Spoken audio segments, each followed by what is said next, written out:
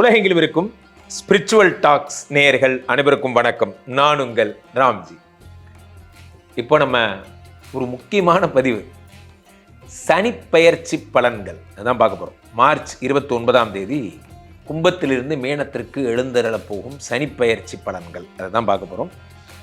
இந்த சனிப்பெயர்ச்சி ஏன் இத்தனை முக்கியத்துவம் வாய்ந்தது என்றால், இந்த வருடம் சனி மீனத்திற்கு வருகிறார், குருவுடைய வீட்டுக்கு வருகிறார். பாயிண்ட் நம்பர் 1, குருவுடைய வீட்டுக்கு வந்தால் என்ன ஆகிட போகுது? குருவுடைய வீட்டுக்கு வந்தால் என்ன ஆகிடும் அப்படின்னா, குரு அதி நன்மைகளை செய்பவர். அவருடைய வீட்டுக்கு வந்தால் எந்த கிரகத்திற்கும் எந்த தோஷமும் இல்லை. என்றைக்குமே குருவுடைய வீட்டுக்கு வந்தால் தோஷமே இல்லை என்று பொருள். இந்த குருவோட வீட்டுக்கு வந்த சனியினால் ஏற்படக்கூடிய நன்மைகள் என்ன? யாரெல்லாம் சனி பார்த்து பயப்படணும்? முக்கியமாக பயப்பட வேண்டிய ஆள் மேஷராசிக்காரங்க, கும்பராசிக்காரங்க, மீனராசிக்காரங்கெல்லாம் பயப்படணும். இவர்களுக்கெல்லாம் 7.5 சனியாக வருகிறார். சிம்ம ராசிக்காரர்களுக்கு அஷ்டம சனியாக வருகிறார். தனுர் ராசிக்காரர்களுக்கு கண்டகச்சனியாக வருகிறார். இதெல்லாம் பயப்படணும். ஓகே, மற்றபடி சனி வேறு எதுவுமே நல்லதே செய்ய மாட்டாரா? அவருக்கு வேலையே அடுத்தவனுக்கு எடுத்து விடுறது தானா என்றால் அப்படிலாம் ஒன்றும் கிடையாது. இதெல்லாம் உங்களுடைய இல்லூஷன்ஸ், உங்களுடைய கற்பனைகள். நல்லா புரிஞ்சுக்கிங்க, சனி கெடுதல் செய்வார் என்பதும் குரு நன்மை செய்வார் என்பதும் மிகைப்படுத்தப்பட்ட கற்பனை. அவரவர் பணிகளை செய்கிறார்கள். இதில் முதல்ல தெளிவாக இருங்க. அவரவர் பணிகளை செய்கிறார்.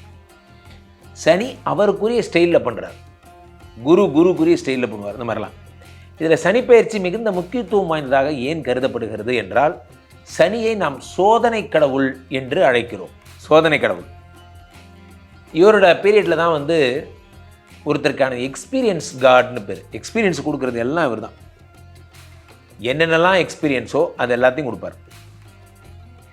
கஷ்டம், கடன், வியாதி, அந்த மாதிரியான ப்ராப்ளம்ஸ் எல்லாத்தையும் கொடுத்து, அந்த ப்ராப்ளத்தை ரெக்கவர் பண்ணுறதுக்கான சொல்யூஷன்ஸும் கொடுத்து உங்களுக்கு உணர்த்துவார். என்றுமே ஒன்று புரிந்து கொள்ளுங்கள் பிள்ளைகளே, குறுக்கு வழிகள் மிக நீளமானவை. இது ரொம்ப ஆழமான வார்த்தை, இதை யோசிச்சு பாருங்கள். குறுக்கு வழிகள் மிக நீளமானவை. இந்த நீளமான இந்த குறுக்கு வழியை நம்ம தேர்ந்தெடுக்கிறதுக்கு பதிலாக படிச்சுட்டு போயிடலாம். ஒரு பரீட்சையில் பிட்டு வைக்கிறோம், இப்படி கஷ்டப்பட்டு இப்படி எழுதி ஒழித்து மறைச்சி இதெல்லாம் பண்ணுறதுக்கு இந்த சாமர்த்தியத்தை படித்து காமிச்சிட்டு போயிடலாம். அந்த மாதிரி தான் சனி நமக்கு சொல்லித் தருபவை எல்லாம் நியாயமும், சனி நமக்கு சொல்லித் தருபவை எல்லாம் உண்மையும் சத்தியமும் தான். பத்திரத்தில் கையெழுத்து வாங்காமல் காசு கொடுக்கக்கூடாது. It's learning. ஒருத்தருக்கு ஒரு விஷயம் செய்யும் போது டாக்குமெண்ட் வச்சுக்கணும். லேர்னிங். எதுவாக இருந்தாலும் நீங்கள் இடம் காலம் பார்த்துட்டு செய்ய லேர்னிங். அவர் எது பண்ணாலும் லேர்னிங் தான். உங்களுக்கு சொல்லித்தர்ற ஒரு வாத்தியார். என்ன கொஞ்சம் பிடி வாத்தியார், அவ்வளோதான். கொஞ்சம் அடித்தார்னா ஓங்கி அடித்தா 1.5 டன் வெயிட்ரா அப்படிங்கிற மாதிரி. சனி மட்டும் கொஞ்சம் டெரர் கார்டுன்னு வச்சுக்கலாம். இந்த சனி கும்பத்திலிருந்து மீனத்திற்கு வருவதால் நன்மை பெறக்கூடிய ராசிகள் என்னென்ன? யார் யாரெல்லாம் ப்ரமோஷன் கிடைக்க போகுது, யார் யாருக்கெல்லாம் குழந்தை பிராப்தி கிடைக்க போகுது, யார் யாருக்கெல்லாம் கல்யாணம் ஆக போகுது, யார் யாரெல்லாம் நிறைய யோகங்களை பெறப்போகிறீர்கள் போன்ற விஷயங்கள்லாம் வரிசையாக ஒன்றன் பின் ஒன்றாக ராசி ரீதியாக நாம் பார்க்கிறோம். ஒவ்வொரு ராசிக்கும், இந்த ராசிக்கு எந்தெந்த ராசிக்காரர்கள்லாம் குபேர சம்பத்துகளை அடைய போகிறீர்கள், பணக்காரனாக போது யார் போன்ற விஷயங்கள் எல்லாம் பார்க்க போகும்.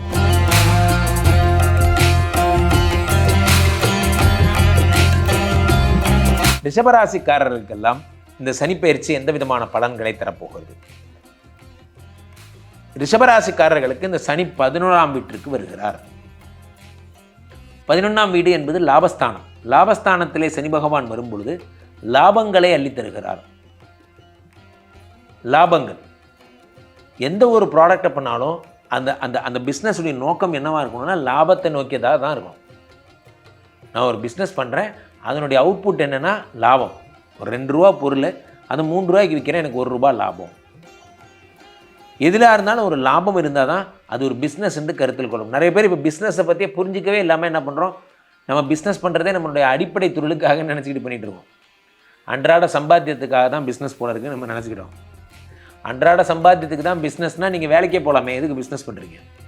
பிஸ்னஸ் என்பது என்னவென்றால் அதையும் தாண்டி அதிகமாக சம்பாதிக்கிறதுக்கு பேர் தான் பிஸ்னஸ். அப்போ 11ஆம் வீட்டிற்கு சனி பகவான் வரும் பொழுது நார்மலாக நீங்கள் இது வரைக்கும் நான் ஒரு மாதம் 50,000 சம்பளம் வாங்கிட்டு இருந்தேன் சார், இந்த இடத்துல வேலை செஞ்சுட்டு இருந்தேன், மேற்கொண்டு வருமானம் வருவதற்கான வழிகள் எக்ஸ்ட்ராவாக இந்த இடத்துக்கு புதுசாக ஒரு இடம் எனக்கு கிடச்சிருக்கு, இங்கே போனால் ஓவர் டைம் பார்க்கலாம், இன்னொரு 25,000 கிடைக்கும். எதுவாக இருந்தாலும் பண விஷயமாக பெனிஃபிஷரி கிடைக்கக்கூடிய விஷயங்கள் எல்லாம் உங்களுக்கு நடக்கும். 11ஆம் வீடு என்பது மாமனார் சம்பந்தப்பட்ட வீடு. மாமனாரால் உங்களுக்கு ஏற்படக்கூடிய நன்மைகள், மாமனார் மாமியார் அவர்களோடு உண்டாகிற உறவுகள். 11ங்கிறது நண்பர்களுடன் உண்டாகின்ற கிளாஷஸ், நண்பர்களோட ஏதாவது கிளாஷஸ் இருந்தால் அதெல்லாம் சரியாது. இதெல்லாம் சரி பண்ணி தர்றது தான் சனி பகவான் 11ஆம் வீட்டுக்கு வரார், லாபஸ்தானத்திற்கு வருகிறார். லாபத்தில் வருகின்ற சனி பகவான் உங்களுக்கு 3ஆம் பார்வையாக 1ஐ பார்க்கிறார். சனியே 1 பார்த்தாச்சு.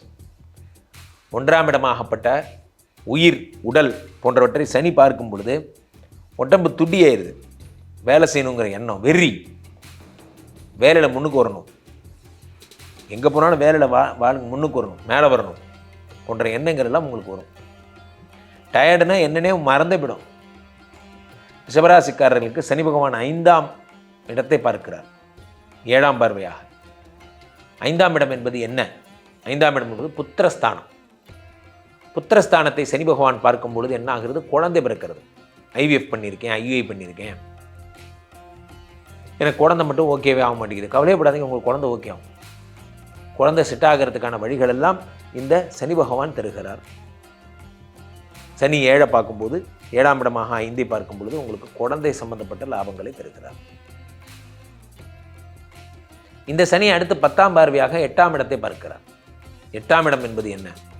அசையா சொத்துக்கள், ஆயுசு போன்றவைலாம். ஹாஸ்பிட்டலில் இருக்க ரிஷபராசிக்காரர்கள் எல்லாரும் தயவுசெய்து இதை கேளுங்க.